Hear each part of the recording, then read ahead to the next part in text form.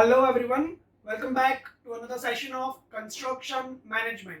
Today we are going to start our new topic, that is construction, or you can say project organization. Yes, students, when we are working as a company, as an organization, there are a number of things to understand. In a project, you are not alone. Whether you are a contractor or a client or a subcontractor, you are not working alone in the project. There are a number of agencies to work with. And as an organization, what is your vision as an owner should be the vision of all the employees. So there is a lot about the organization to talk with. So today in this session, we are going to start with introduction to chapter, then what is a construction company, what is organization. In organization, we are going to discuss characteristics, function and principle of organization, and at last we are going to see structure of construction organization. So today we are going to cover up 4 topics. In that there are subtopics as well, but major we are going to cover up 4 topics. So let us begin with the introduction to the chapter.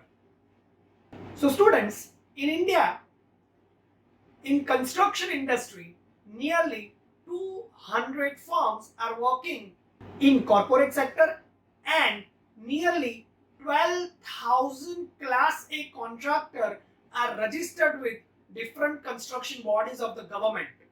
Apart from that, in addition, there are a number of small and medium scale contractors are working in the different kind of work such as repair and maintenance.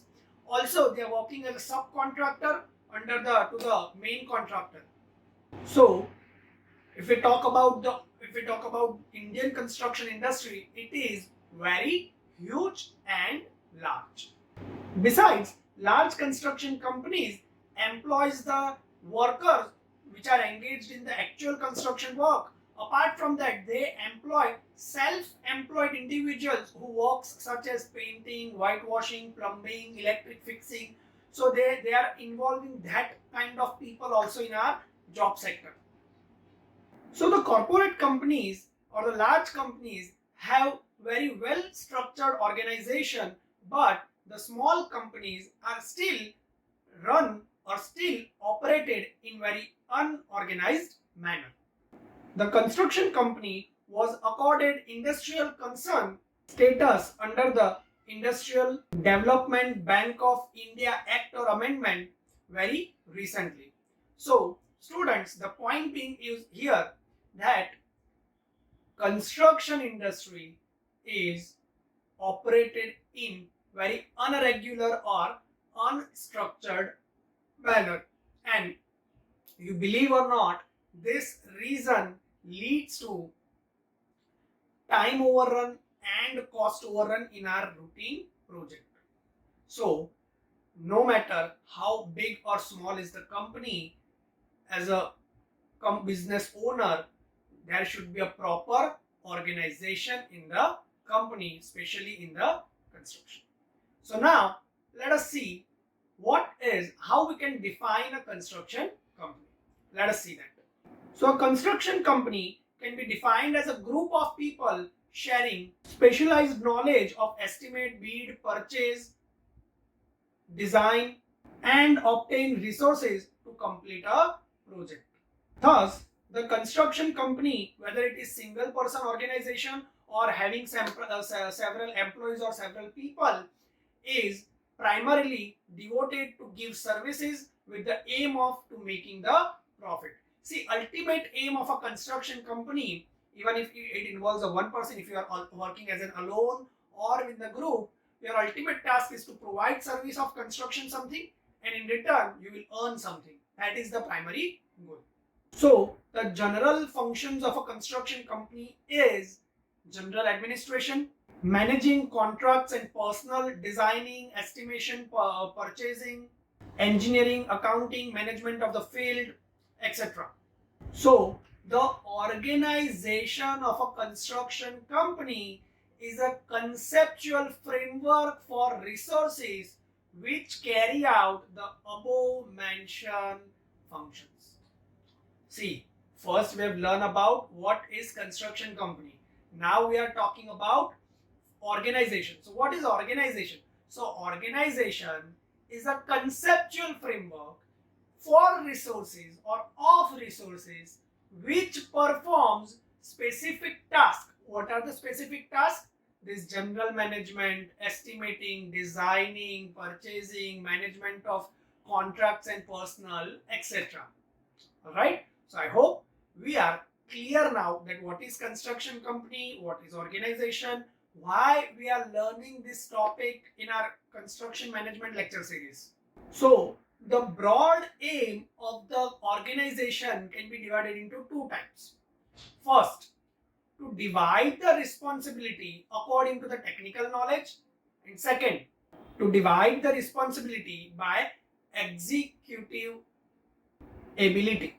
So that are the two broader aim of organization. So at which extent the authorization or the delegation of authority is provided plays a very important role in an organization. So now moving forward, according to Kenzer, there are three things which we need to keep in mind while we say the word organization. The first is authority. That means the power granted to individual according to their position.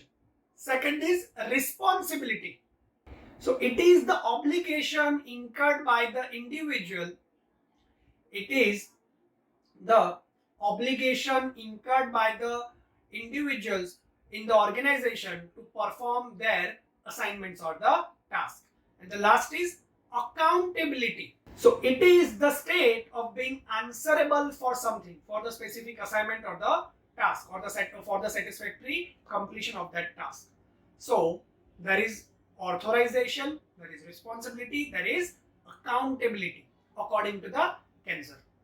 Now let us look into organization in depth.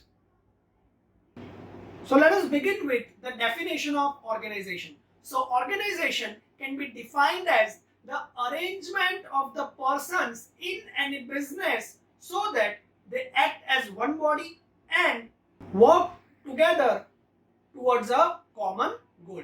That is what organization means. That involvement of people so that they can act as a singular body and work towards a common vision of the company or the owner. So it is a process of defining and fixing the responsibility of the person who are associated with the organization and coordinating the relationship with one another. So that is your organization.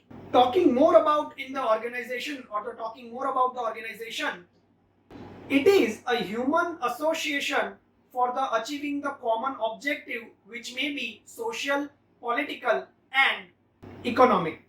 The achievement of the organization would depend on the how it is being set up. If the organization is insufficient, then it would lead to losses and ultimately winding up the entire company or the business. Therefore, for the top management executives, it is very important to build an effective and efficient organization. See, students, it may sound very unfamiliar to you because that is not our core construction topic. But let me tell you an example that if you are working having the employee size 500, 1000, 2000 or even 100. Now you are the owner, you are managing 100 number of staff people.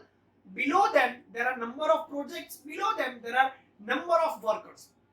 Now imagine if there is a lack of organization or you operate in unstructured manner, what will happen?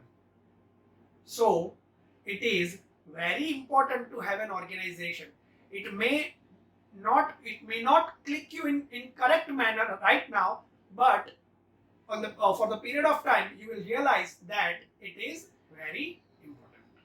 So as we talk about that effective functioning of the organization should be done to achieve the goals. So what that includes? Let us see that.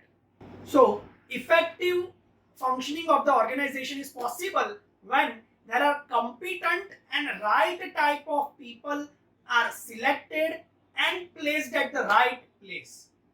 Yes, to have a better organization, first you need to have the right people in your team. This we have discussed in the factors success, that to win a World Cup, you cannot go with 11 players or 11 players like Virat Kohli. You will need someone like Virat Kohli, you will need someone like Ravindra Jadeja, you will need someone like Jasprit Bumrah. So identification of right people and the right place. I cannot open with Hardik Pandya. So right people at the right place, so that effective functioning of organization can happen.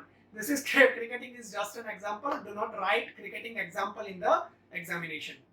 Second is, every member of the organization is aware about the vision or the common objective of the company.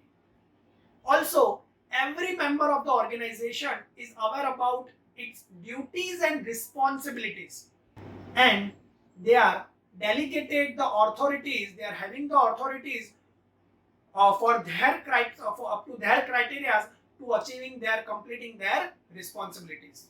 So these are the things which should be there, or with this thing effective functioning of the organization can happen. Now let us see the characteristics of good organization. So here are the characteristics of the good organization. The first is, it must have an organizational goal. Second, it must have the setup of persons of in charge for the different departments. The next is, it must specifies the function and the duties of different persons in the different departments. Then there should be higher up authority which can coordinate between the department duties and activities of happening. Then the next characteristic is, it should have proper structure, it should include all the activities, no activity should be repeated, it should be flexible enough. Then there should be resources for the survival of the organization. It should have place of work and well-defined jurisdiction. And the last characteristics for a good organization is, it should give the satisfaction to the employees and boost their morale. So these are the things which generally makes a good organization. Let us see an organization, the chart for characteristics of the organization. So here is a chart for characteristics of the organization. So I hope we are clear about it. Now let us move forward with the functions of organization. So here are the functions of organization.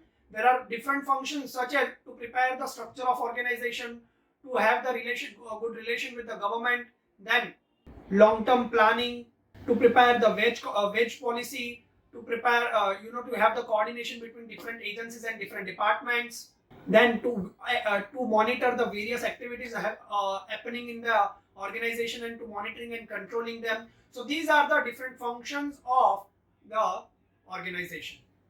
Now it's time to learn the most important topic, that is principle of organization. Principles.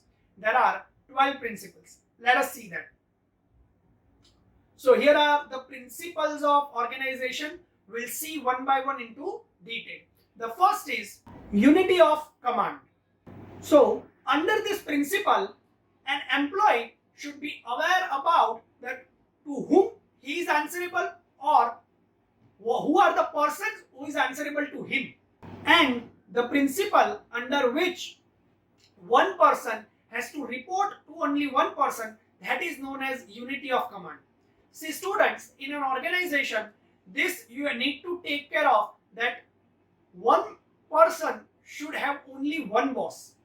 Like you are working, so you are having only one boss in an organization. You are not answerable to 4 to 5 people. If single person has multiple boss, then it will create a huge confusion.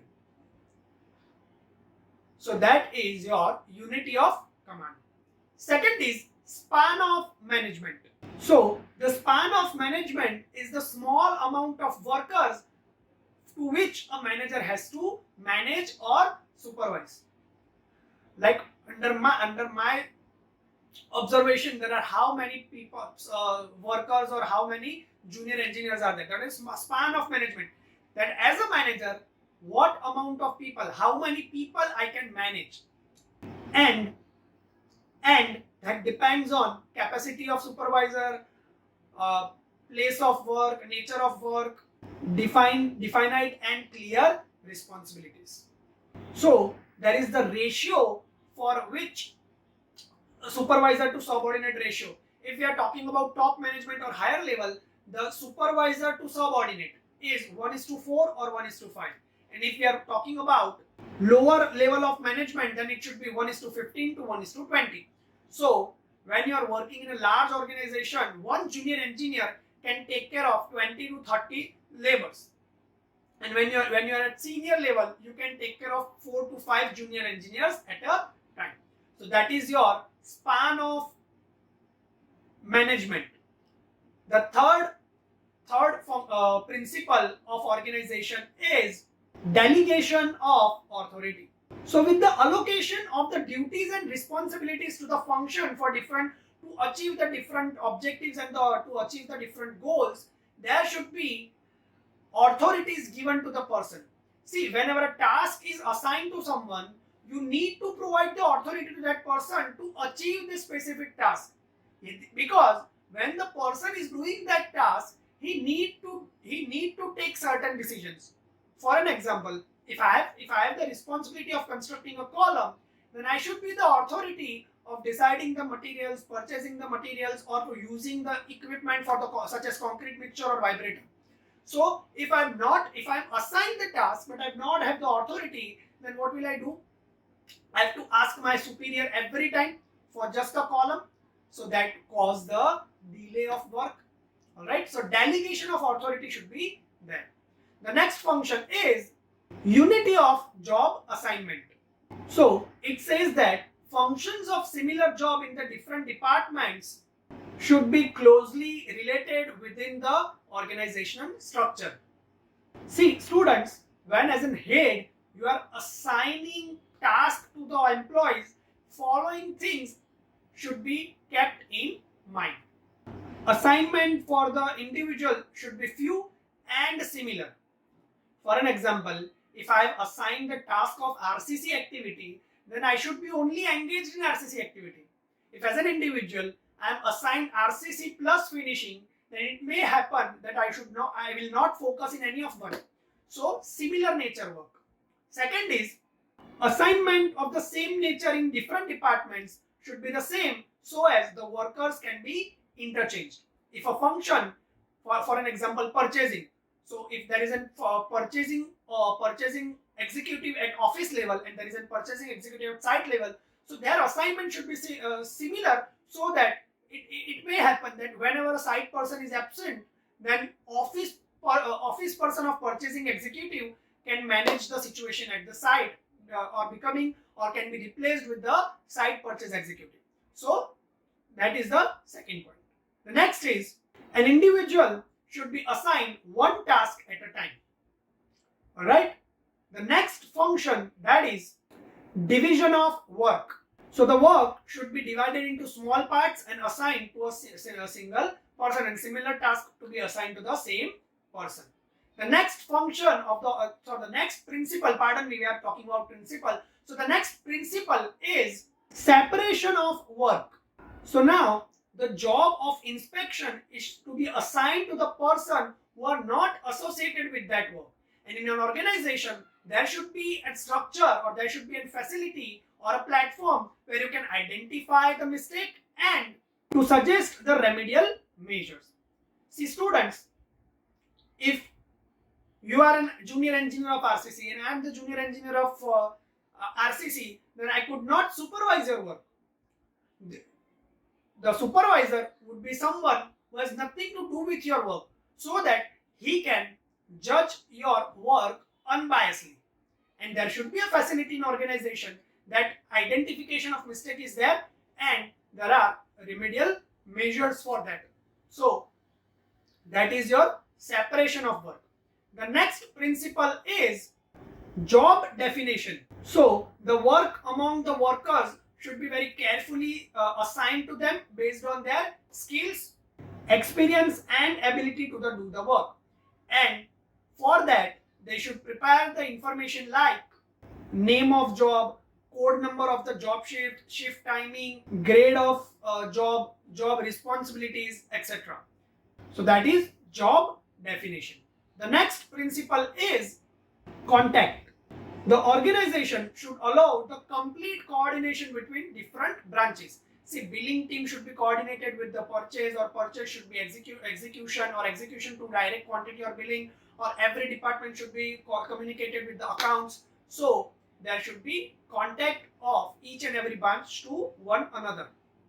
The next principle is ultimate authority and responsibility. See, for all the activities happening at the middle level or the bottom level, higher authority should be the responsible and answerable. All right. The next principle, that is continuity of activity. So the structure of the organization should be dynamic. It should not only confine the activities to achieve the specific goal, but there should be the continuity of the activities. There should be link in past and future of the activities. So that is continuity of activity. The next principle is flexibility and stability. The organization should be flexible enough to change and stable enough to have the certain parameters and to achieve the goals. And the last principle of the organization is motivation and personal growth. So the structure of the organization is such that an employee is provided enough opportunities for the growth. It should encourage the employees for their best performance. So these are the 12 principles of the organization. I hope we are clear up to this point. Now let us see the organization structure for the construction industry. Let us see that. The organizational structure indicates the arrangement and the division of different departments and the labors. It refers to the organizational structure and administrative patterns. It is about how to use the basic resources, people, and how to communicate and overcome the barriers of communication using organizational interface. So in construction industry, there could be two types of organizational structure. See, organizational structure is basically hierarchy, that who is at the top, below him, who is that, below him, who is that. So there could be two type of structure. The first is line or military organization, and second is line and staff organization. Let us begin with line or military organization. So line or military organization is one of the easiest, simplest and most important form of organization. As the name suggests, line or military, so that the authority descends from top to bottom. That all the decisions or the instructions are created at the top level and they pass through the bottom level, and it is being followed by the immediate subordinate to the upper level. All right. So basically in line or military, there would be a top management who will instruct or define something, that is being followed by middle level, that is being followed by the lower level, and lower level will pass it to the workers or the laborers. Let us see an example, or let us see a drawing of line or military organization structure. So here is a kind of example of the PWD department, the hierarchy of PWD department in the form of line or military. All right. So I hope we are clear about what is line and or military organization. Let us see line and staff organization. But before we move forward, let us see the advantage and disadvantage of this line or military organization. First is, it is very easy to understand by the employees. It provides the strong discipline. Then it is most effective and efficient, provides the quick decisions. Then another advantage is responsibility is fixed. So everyone is know that what are they performing and who are them answerable to. So these are the certain advantage of line organization. But now there are certain disadvantage as well. Let us see that. So this kind of organizations are rigid. Top management employees is overloaded or burdened. Then as the top executive has to perform certain activities, he has very less time to perform that activity, so work may get delayed. Then another disadvantage is the loss of one or two people can have the bad effect on the entire organization. So these are the certain disadvantage of the line or military organization. Now let us see the line and staff organization. So the line organization is not suitable for the complex projects or the heavy projects. So in such situation, they require some extra staff or the specialized staff. So that is line and staff. That with the main executives, there should be a specialized people allocated to them. Now, these specialized people are working as a staff. They constitute as a special staff. They do not have the certain authorities or the decision making powers. They are just there to help the main executives.